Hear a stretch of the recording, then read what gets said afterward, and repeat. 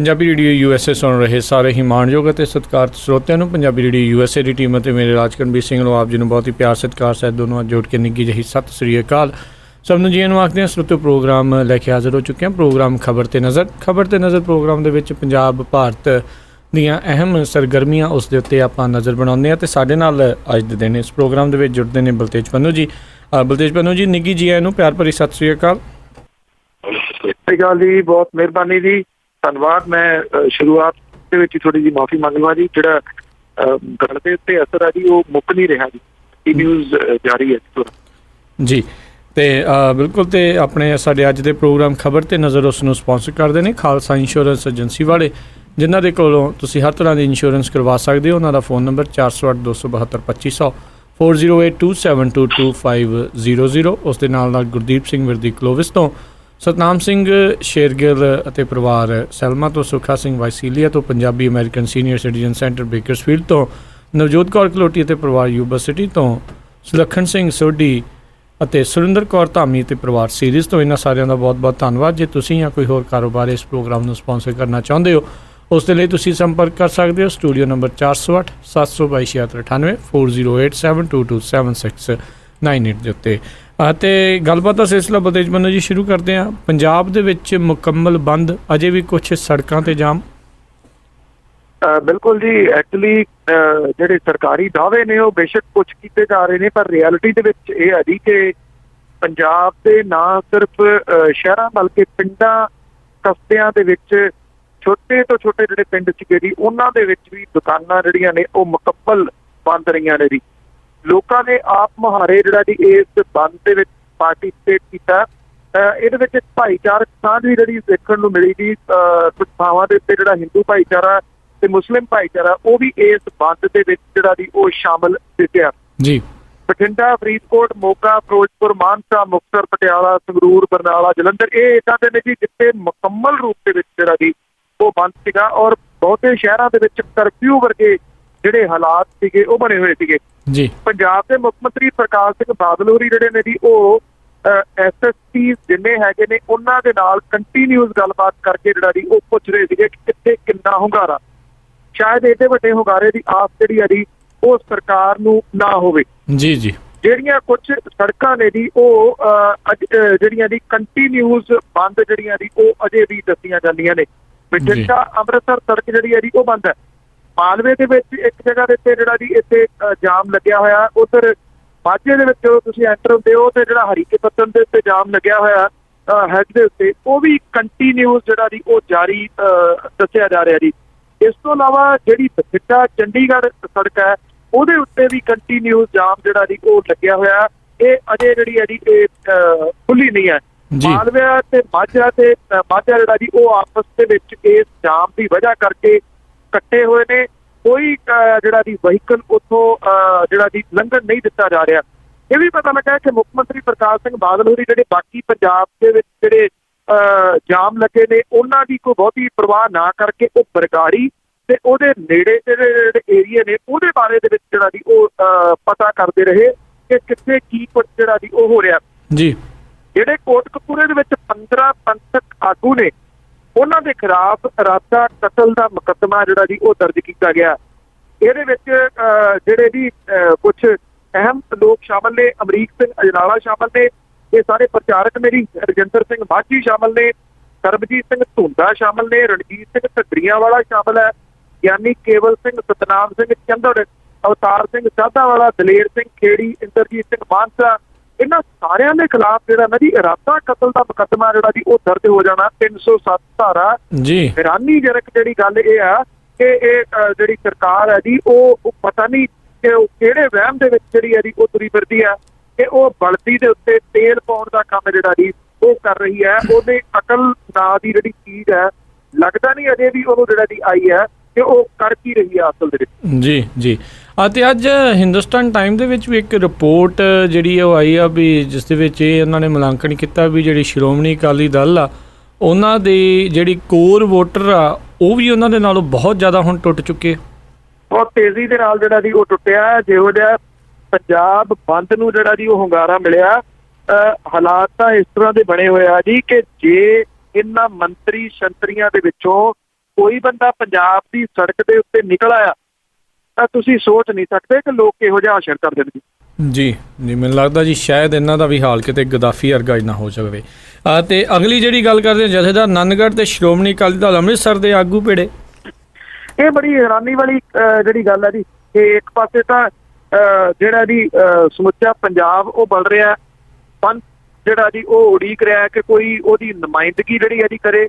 ਪਰ ਤੱਕ ਦਮਦਮਾ ਸਾਹਿਬ ਦੇ ਸਾਬਕਾ ਜਥੇਦਾਰ ਗਿਆਨੀ ਬਲਵੰਤ ਸਿੰਘ ਨੰਦਗੜ੍ਹ ਤੇ ਸ਼੍ਰੋਮਣੀ ਅਕਾਲੀ ਦਲ ਅੰਮ੍ਰਿਤਸਰ ਦੇ ਜਿਹੜੇ ਬਠਿੰਡੇ ਦੇ ਪ੍ਰਧਾਨ ਪਰਮਿੰਦਰ ਸਿੰਘ ਬਾਲਿਆਂ ਵਾਲੀ, ਉਹ ਆਪਸ ਦੇ ਵਿੱਚ ਉਹਨਾਂ ਦੀ ਝੜਪ ਜਿਹੜੀ ਹੋ ਗਈ।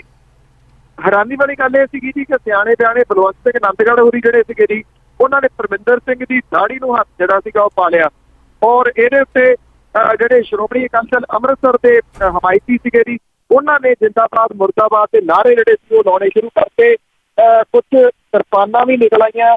ਪੁਲਿਸ ਜੇ ਸਹੀ ਸਮੇਂ ਦੇ ਉੱਤੇ ਐਂਟਰ ਨਾ ਹੁੰਦੀ ਤਾਂ ਇੱਥੇ ਕੁਝ ਵੀ ਜਿਹੜਾ ਹੋ ਸਕਦਾ ਸੀਗਾ। ਫਿਰ ਪੁਲਿਸ ਨੇ ਜਿਹੜਾ ਸੀਗਾ ਜੀ ਉਹ ਬਲਵੰਤ ਸਿੰਘ ਨੰਦਗੜ੍ਹ ਹੋਰਾਂ ਨੂੰ ਉੱਥੋਂ ਕੱਢਿਆ ਔਰ ਇਹ ਐਕਚੁਅਲੀ ਕੁਝ ਜਿਹੜੇ ਸੂਤਰ ਨੇ ਉਹ ਵੀ ਦੱਸ ਰਹੇ ਨੇ ਕਿ ਬਠਿੰਡੇ ਦੀ ਨਹਿਰ ਦੇ ਉੱਤੇ ਪੰਥਕ ਧਿਰਾਂ ਨੇ ਟ੍ਰੈਫਿਕ ਜਾਮ ਕੀਤਾ ਹੋਇਆ ਸੀਗਾ।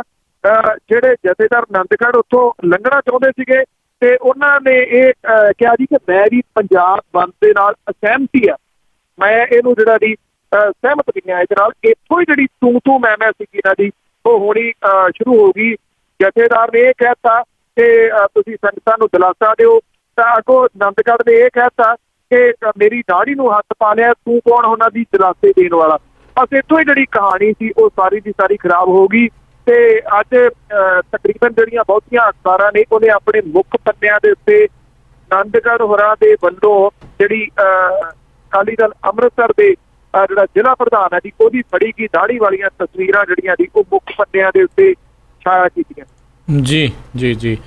ਤੇ ਅਗਲੀ ਗੱਲ ਕਰਦੇ ਹਾਂ ਸ਼੍ਰੋਮਣੀ SGPC ਦੇ, ਸ਼੍ਰੋਮਣੀ ਅਕਾਲੀ ਦਲ ਦੇ ਤੇ ਹੋਰ ਕਈ ਪੰਚਾਇਤਾਂ ਦੇ ਮੈਂਬਰਾਂ ਦੇ ਅਸਤੀਫਿਆਂ ਦੀ ਝੜੀ ਲੱਗੀ ਹੋਈ ਆ। ਬਿਲਕੁਲ ਜੀ, ਇਸ ਵੇਲੇ ਇਹ ਇੱਕ ਨਵਾਂ ਜਿਹੜਾ ਜੀ ਇਹ ਸ਼ੁਰੂ ਹੋ ਗਿਆ ਸਾਰਾ ਕੁਝ ਜੀ। ਜਿਹੜੇ ਲਗਾਤਾਰ ਅਸਤੀਫੇ ਜਿਹੜੇ ਨੇ ਉਹਨਾਂ ਦੀਆਂ ਖਬਰਾਂ ਜਿਹੜੀਆਂ ਉਹ ਆ ਰਹੀਆਂ ਨੇ ਜੀ। ਅਸਤੀਫਾ ਦੇਣ ਵਾਲਿਆਂ ਵਿੱਚ ਜ਼ਿਲ੍ਹਾ ਹੁਣ ਜਿਹੜੇ ਜੀ ਬਠਿੰਡਾ ਦੇ ਹਲਕਾ ਰਾਮਪੁਰਾ ਫੂਲ ਤੋਂ ਸ਼੍ਰੋਮਣੀ ਕਮੇਟੀ ਦੀ ਮੈਂਬਰ ਬੀਬੀ ਜਸਪਾਲ ਕੌਰ ਮਹਿਰਾਜ ਤੇ ਜ਼ਿਲ੍ਹਾ ਤਰਨਤਾਰਨ ਦਾ ਹਲਕਾ ਖੇਮਕਰਨ ਤੋਂ ਬਾਬਾ ਅਵਤਾਰ ਸਿੰਘ ਜਿਹੜਾ ਜੀ ਉਹ ਸ਼ਾਮਲ ਹੈ ਜੀ। ਬਠਿੰਡਾ ਚੰਡੀਗੜ੍ਹ ਜਿਹੜੀ ਸੜਕ ਆ ਜੀ ਉਹਦੇ ਕੋਲੇ ਜਿਹੜੇ ਧਰਨੇ ਦੇ ਵਿੱਚ ਬੈਠੀ ਬੀਬੀ ਜਸਪਾਲ ਕੌਰ ਨੇ ਅਸਤੀਫਾ ਦੇਣ ਦਾ ਐਲਾਨ ਜਿਹੜਾ ਜੀ ਕੀਤਾ ਔਰ ਇਸੇ ਤਰੀਕੇ ਦੇ ਨਾਲ ਅਵਤਾਰ ਸਿੰਘ ਘਰਿਆਲਾ ਜਿਹੜਾ ਜੀ ਉਹਨੇ ਵੀ ਆਪਣਾ ਅਸਤੀਫਾ ਜਿਹੜਾ ਤਰਨਤਾਰਨ ਡਿਸਟ੍ਰਿਕਟ ਨਾਲ ਸੰਬੰਧਿਤ ਹੈ ਉਹਨੇ ਅਕਾਲੀ ਦਲ ਤੋਂ ਜਿਹੜਾ ਜੀ ਉਹ ਭੇਜ ਦਿੱਤਾ। ਉਧਰ ਸਮਾਲਸਰ ਤੋਂ ਜਿਹੜੀਆਂ ਮਿਲਣ ਵਾਲੀਆਂ ਖਬਰਾਂ ਦੇ ਅਨੁਸਾਰ ਸ਼੍ਰੋਮਣੀ ਕਮੇਟੀ ਦੇ ਮੈਂਬਰ ਜਗਤਾਰ ਸਿੰਘ ਰੋਡੇ, ਸੁਖ ਹਰਪ੍ਰੀਤ ਸਿੰਘ ਰੋਡੇ ਤੇ ਪ੍ਰਧਾਨ ਜਿਹੜਾ ਜੀ ਉੱਥੋਂ ਦਾ ਸੁਲੱਖਣ ਸਿੰਘ ਕਲਸੀ ਉਹਨੇ ਵੀ ਸ਼੍ਰੋਮਣੀ ਅਕਾਲੀ ਦਲ ਦੇ ਨਾਲੋਂ ਜਿਹੜਾ ਜੀ ਉਹ ਨਾਤਾ ਤੋੜ ਲਿਆ ਜੀ। ਪੰਚਾਇਤਾਂ ਦੇ ਵਿੱਚੋਂ ਉੱਚੀਆਂ ਪੰਚਾਇਤਾਂ ਜਿਹੜੀਆਂ ਨੇ ਸਾਰੀਆਂ ਦੀਆਂ ਸਾਰੀਆਂ ਉਹਨਾਂ ਦੇ ਵੱਲੋਂ ਨਾ ਸਿਰਫ ਪੂਰੀ ਪੰਚਾਇਤ ਜਿਹੜੀ ਆ ਜੀ ਉਹ ਅਸਤੀਫੇ ਦੇ ਰਹੀ ਆ ਬਲਕਿ ਉਹ ਅਕਾਲੀ ਦਲ ਦੀ ਮੈਂਬਰਸ਼ਿਪ ਤੋਂ ਵੀ ਜਿਹੜੇ ਆ ਜੀ ਉਹ ਅਸਤੀਫੇ ਦਿੱਤੇ ਜਾ ਰਹੇ ਨੇ। ਇਹ ਨਵੀਂ ਜਿਹੜੀ ਹੈ ਜੀ ਇਹ ਪ੍ਰਕਿਰਿਆ ਸ਼ੁਰੂ ਹੋਈ ਹੈ ਔਰ ਬਾਕੀ ਸੁਰਾਂ ਜਿਹੜੀਆਂ ਨੇ ਜੀ ਉਹ ਤੁਸੀਂ ਇਹ ਕਹਿ ਲਓ ਕਿ ਮਿੰਟ ਬਾਈ ਮਿੰਟ ਜਿਹੜੀਆਂ ਜੀ ਉਹ ਹੋਰ ਟਿੱਕੀਆਂ ਹੁੰਦੀਆਂ ਤੁਰੀਆਂ ਜਾ ਰਹੀਆਂ ਜੀ। ਅਤੇ ਹੁਣ ਉੱਥੇ ਕਈ ਅਖਬਾਰਾਂ ਦੇ ਵਿੱਚ ਬਾਈਕਾਟ ਕਰੋ ਦੇ ਵੀ ਜਿਹੜੇ ਆ ਇਸ਼ਤਿਹਾਰ ਲੱਗਣੇ ਸ਼ੁਰੂ ਹੋ ਗਏ ਵੀ ਬਾਦਲ ਜੁੰਡਲੀ ਦਾ ਹੁਣ ਬਾਈਕਾਟ ਕਰੋ। ਦੇਖੋ ਉਹ ਇਸ਼ਤਿਹਾਰ ਤਾਂ ਜਿਹੜੇ ਵੀ ਉਹ ਲੱਗ ਹੀ ਰਹੇ ਨੇ। ਆਈ ਡੋਂਟ ਥਿੰਕ ਕਿ ਕਿਸੇ ਨੂੰ ਕੋਈ ਇਸ਼ਤਿਹਾਰ ਜਿਹੜਾ ਜੀ ਉਹ ਵੇਖਣ ਦੀ ਜ਼ਰੂਰਤ ਹੈ ਕਿ ਬਾਈਕਾਟ ਕਰਨਾ ਜਾਂ ਨਹੀਂ ਕਰਨਾ, ਕਿਹਦਾ ਕਰਨਾ ਜਾਂ ਨਹੀਂ ਕਰਨਾ।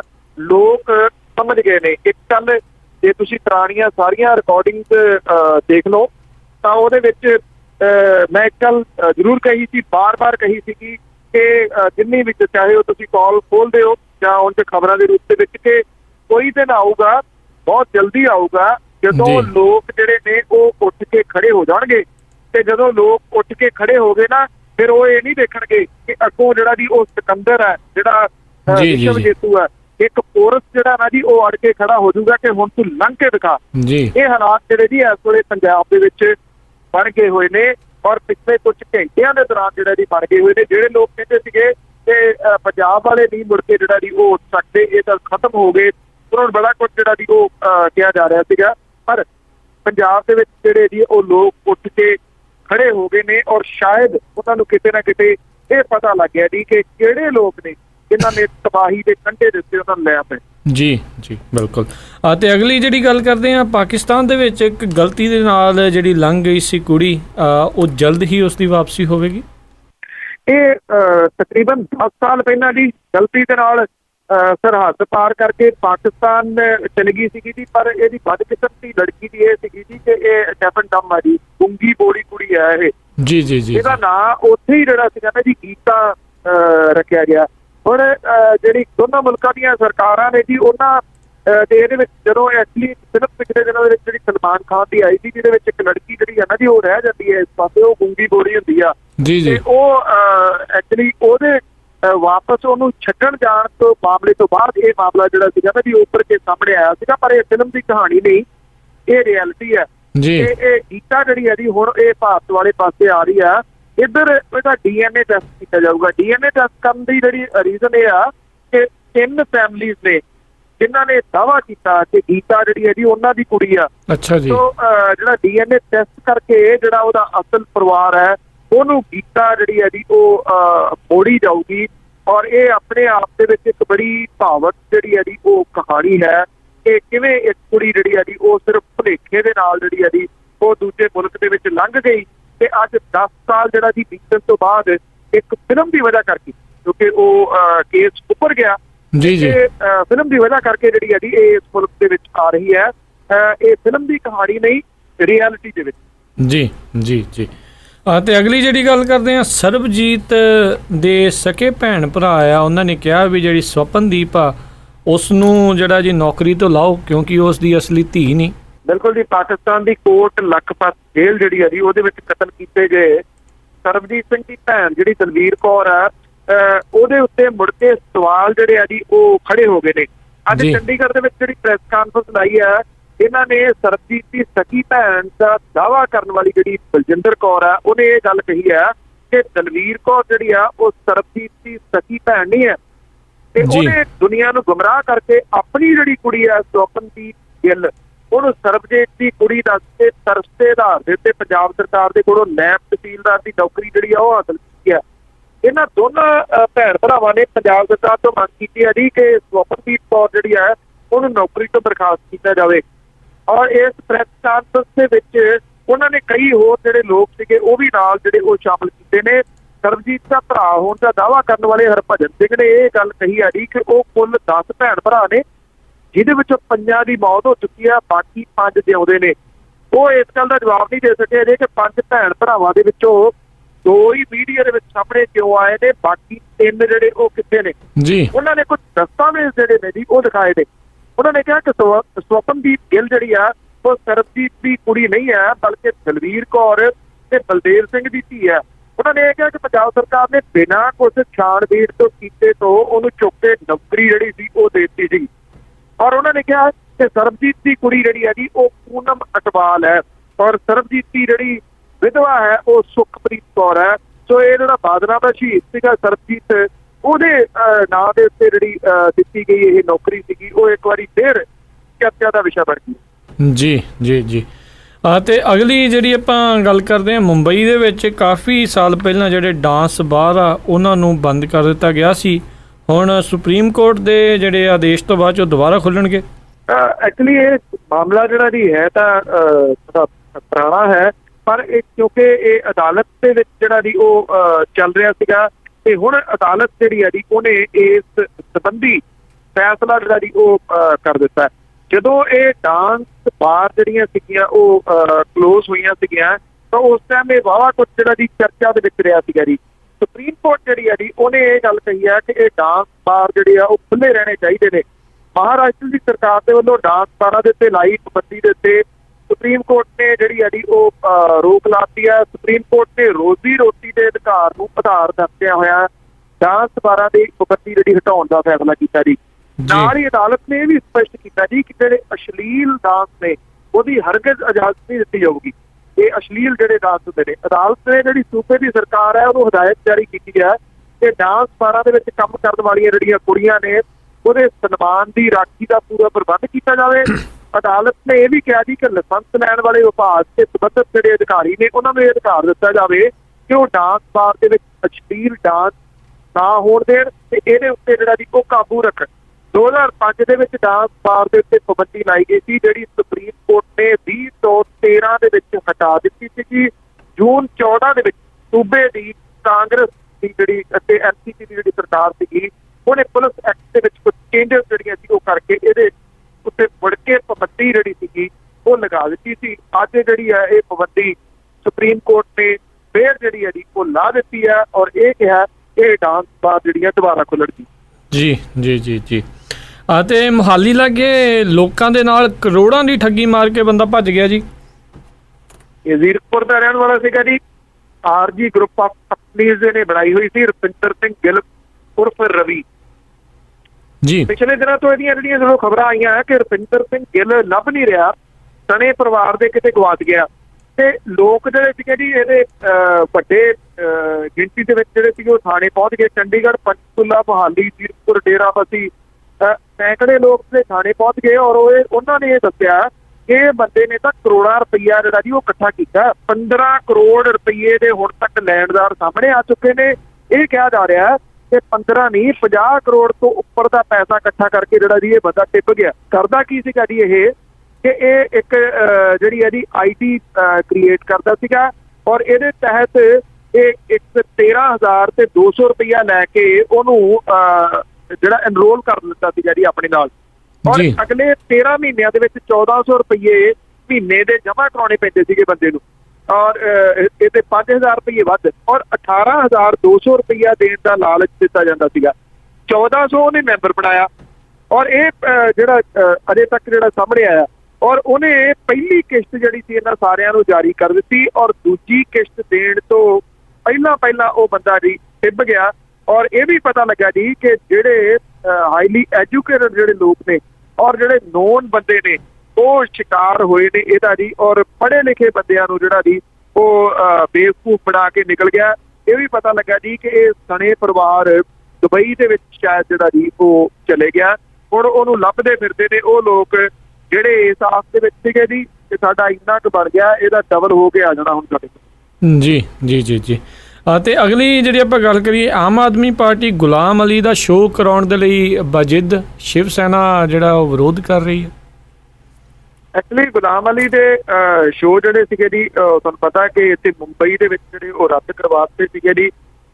ਇਹਨੇ ਜਿਹੜੀ ਸ਼ਿਵ ਸੈਨਾ ਇਹਦੇ ਉੱਤੇ ਇੱਕ ਦਿਨ ਪਹਿਲਾਂ ਜਿਹੜੇ ਜੀ ਉਹ ਨਰਿੰਦਰ ਮੋਦੀ ਹੋਰੀ ਵੀ ਬੋਲ ਕੇ ਹਟੇ ਨੇ ਕਿ ਸਾਰਾ ਕੁਝ ਗਲਤ ਸੀਗਾ।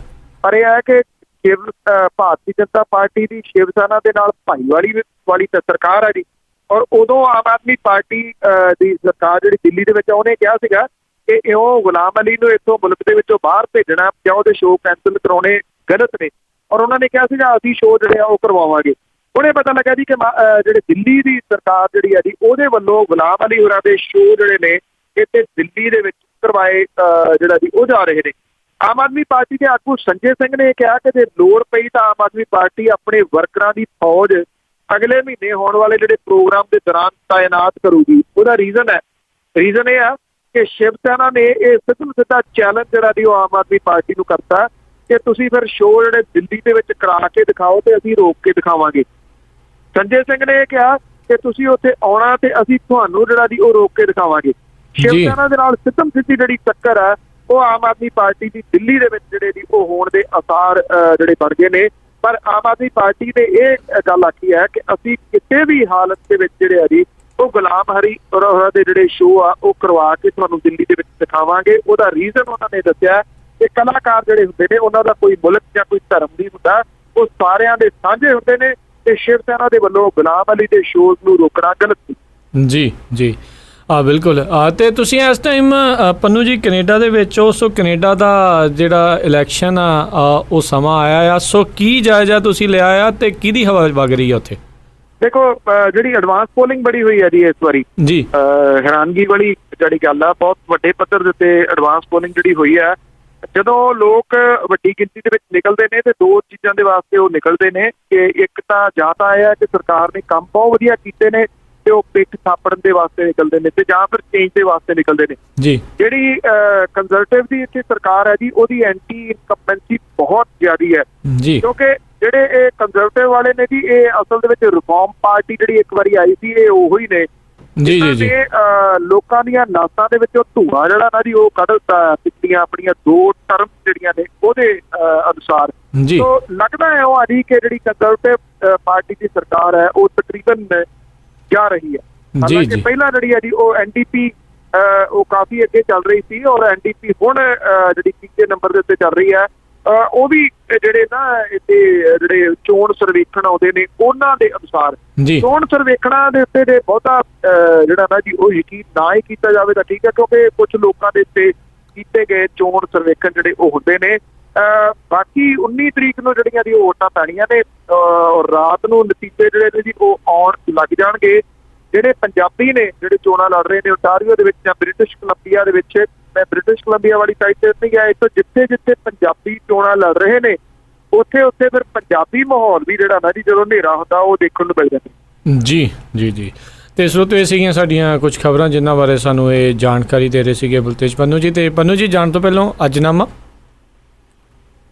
ਕਿ ਜਥੇਦਾਰ ਹੁਣ ਭੋਰੇ ਤੋਂ ਬਾਹਰ ਆਇਆ, ਦਿੱਤਾ ਸਿੱਖਾਂ ਲਈ ਫੇਰ ਉਪਦੇਸ਼ ਭਾਈ। ਜੀ ਜਥੇਦਾਰ ਹੁਣ ਭੋਰੇ ਤੋਂ ਬਾਹਰ ਆਇਆ, ਦਿੱਤਾ ਸਿੱਖਾਂ ਲਈ ਫੇਰ ਉਪਦੇਸ਼ ਭਾਈ। ਥੋੜਾ ਜਿਹਾ ਉਸ ਪੁਲਿਸ ਨੂੰ ਨਿੰਦਿਆ ਹੀ, ਬਾਹਲੇ ਚੁਣੇ ਨਹੀਂ ਲਫ਼ਜ਼ ਵਿਸ਼ੇਸ਼ ਭਾਈ।